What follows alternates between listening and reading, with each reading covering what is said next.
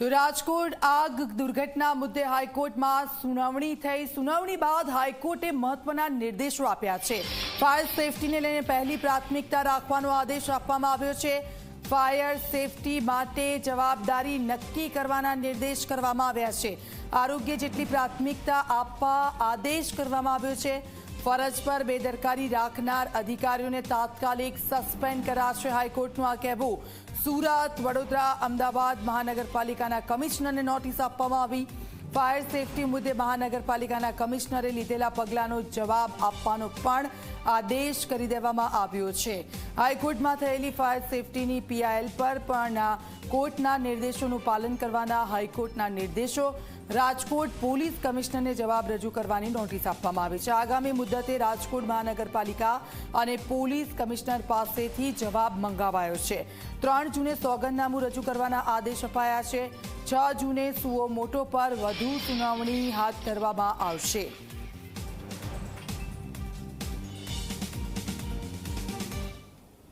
રાજકોટની જે ઘટના માટે સુઓ મોટો ગઈકાલે સ્પેશિયલ કોર્ટ બેસીને નોટિસ કરવામાં આવી હતી, એની આજે 4.5 કલાક જેટલા લાંબા સમય સુધી સુનાવણી ચાલી, જેમાં અમિત પંચાલ સાહેબ અને બ્રિજેશ ત્રિવેદી સાહેબે પક્ષ મૂક્યો અને સરકાર તરફે મનીષાબેન લવકુમાર જે એડિશનલ એડવોકેટ જનરલ છે તેમણે પક્ષ મૂક્યો અને કોર્ટ દ્વારા ખાસ એ વસ્તુઓનું અવલોકન કરવામાં આવ્યું કે તમામ સુનાવણી બાદ કે જે આ ફાયરની પીઆઈએલ ઘણા વર્ષોથી ચાલુ છે, 2020થી ચાલુ છે, તેમાં વખતો વખત ઘણા બધા ઓર્ડર્સ કરવામાં આવ્યા છે, પરંતુ એ ઓર્ડર્સનું પ્રોપર કમ્પ્લાયન્સ ન થવાના કારણે મ્યુનિસિપલ કમિશનરોએ અને એમની પોતાની જવાબદારી પ્રોપર ન બજાવવાના કારણે એમની પોતાની જે કાર્યક્ષમતાના ઉણપના હિસાબે આવી આ ગોઝારી ઘટના બની છે। તો તેઓને જવાબ તલબ કરવામાં આવ્યો છે। 3 જૂન સુધીની અંદર તેઓએ દરેક મ્યુનિસિપલ કોર્પોરેશન્સ જે ગુજરાતની અંદર છે, નગરપાલિકાઓ, મહાનગરપાલિકાઓએ પ્રોપર એફિડેવિટની અંદર પોતાનો પક્ષ રજૂ કરવાનો છે અને આગામી સુનાવણી આ વિષયમાં 6 તારીખે રાખવામાં આવેલ છે।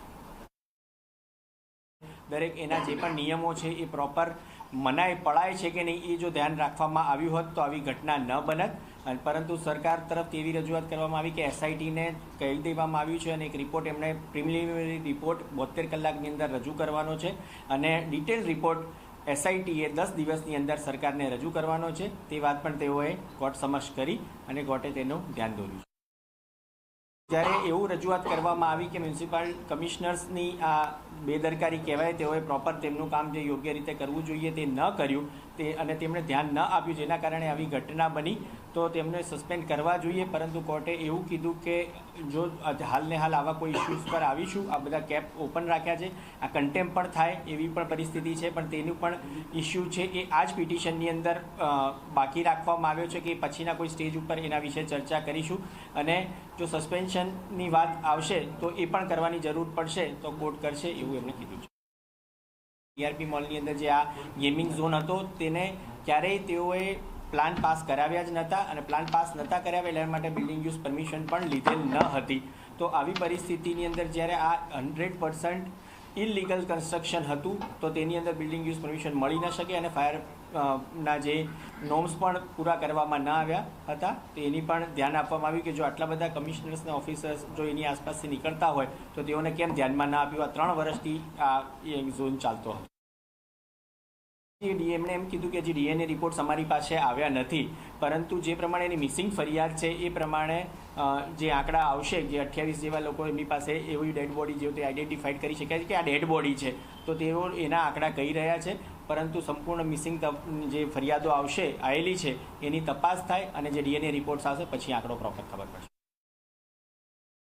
કોર્ટ તરફથી એના માટે કહેવામાં એવું કાંઈ નથી આવ્યું, પરંતુ જે સરકારે સામેથી કીધું કે અમે જે આ એસઆઈટીની ગઠન કરવામાં આવી છે તાત્કાલિક ધોરણે કરી દીધું છે અને એસઆઈટીને એવી રીતના ઓર્ડર્સ કરવામાં આવ્યા છે કે તેઓએ જે ઇન્ટ્રીમ ઓર્ડર છે, તેઓ ઇન્ટ્રીમ રિપોર્ટ છે તેઓનો એ તેઓએ 72 કલાકની અંદર રજૂ કરી દેવો અને સંપૂર્ણ તપાસ કરીને જે ફાઇનલ રિપોર્ટ છે એ 10 દિવસની અંદર એમના ગઠનથી કરી દેવું, આ વિશેની માહિતી કરી અને કોર્ટમાં એને યોગ્ય કરે।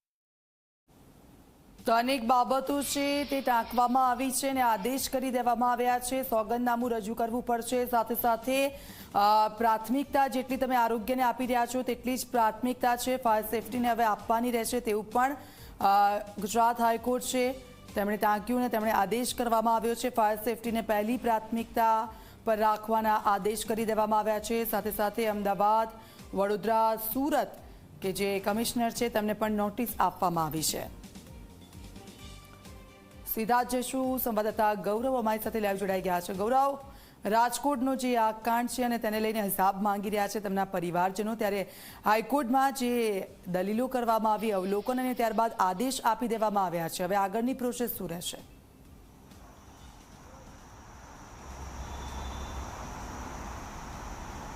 દીક્ષિતા, વાત કરીએ તો રાજકોટની જે ઘટના ઘટી તે મુદ્દે ગઈકાલે જ હાઈકોર્ટમાં સુઓ મોટો લેવો જોઈએ તેવી એક અરજી હાઈકોર્ટ એડવોકેટ એસોસિએશન દ્વારા કરવામાં આવી હતી અને જે સુઓ મોટો લીધો તેની સુનાવણી આજે હાથ ધરવામાં આવી હતી। સુઓ મોટોની સુનાવણીમાં હાઈકોર્ટ એડવોકેટ એસોસિએશન વતી એડવોકેટો દ્વારા રજૂઆત કરવામાં આવી હતી કે ખૂબ જ નિગ્લિજન્સીભર્યું કામ છે, આ ઘટના માટે જવાબદાર અધિકારીઓને સસ્પેન્ડ કેમ ના કરવા, જે રાજકોટ મહાનગરપાલિકાના કમિશનર છે તેમને સસ્પેન્ડ કરવાની માંગ પણ એડવોકેટ એસોસિએશનના વકીલ દ્વારા કરવામાં આવી હતી। સૌથી મહત્વની વાત કે જે પણ કોઈ નિયમો બનાવવામાં આવે છે તે નિયમોનું પાલન થતું નથી તેની પણ વાત કરવામાં આવી છે। સ્ટ્રક્ચર ઊભું કરવામાં આવ્યું હતું તેમાં એનઓસીની કોઈપણ પ્રકારની મંજૂરી ન હતી, જ્યારે સ્ટ્રક્ચર બળીને ખાક થઈ જાય છે ત્યારે તેનો કાટમાં ઉપાડવાની પણ ઉતાવળ જોવા મળે છે।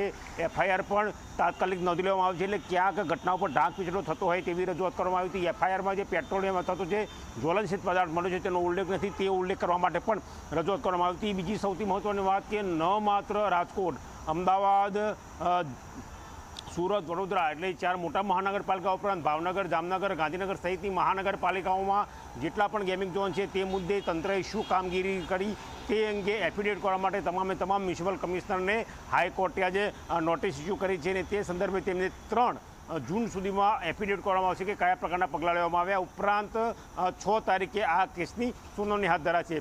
બચાવ પક્ષની વાત કરીએ એટલે કે સરકારની વાત કરીએ તો સરકારે પણ રજૂઆત કરતાં કહ્યું હતું કે માત્ર ગણતરીના કલાકમાં જ એસઆઈટીનું ગઠન કરવામાં આવ્યું છે, આરોપીની ધરપકડ કરવામાં આવી છે, ઘટનામાં સંડોવાયેલા 7 જે લોકો સીધા જવાબદાર ઠરે છે તેમને સસ્પેન્ડ કરવામાં આવ્યા છે અને રાજ્યના તમામ ગેમિંગ ઝોનને હાલ પૂરતા બંધ રાખવામાં આવે છે। જ્યાં સુધી જે પણ કંઈક ક્ષતિઓ હોય એ ક્ષતિઓ દૂર નહીં થાય ત્યાં સુધી ગેમિંગ ઝોન બંધ રાખવાની પણ જે સરકારની તૈયારી છે તે છે અને તે ફૂલફિલ થયા બાદ ગેમિંગ ઝોન ખુલ્લા છે એ પ્રકારની રજૂઆત કોર્ટમાં સરકાર દ્વારા પણ કરવામાં આવી છે। એટલે કહી શકાય કે બંને પક્ષે ધારદાર રજૂઆતો થઈ, ન માત્ર મ્યુનિસિપલ કમિશનર પરંતુ રાજકોટના પોલીસ કમિશનરને પણ નોટિસ ઇસ્યુ કરીને શું પગલાં લીધા તે અંગે રજૂઆત કરવા માટે, એફિડેવિટ કરવા માટે કોર્ટે નિર્દેશ કરેલા છે।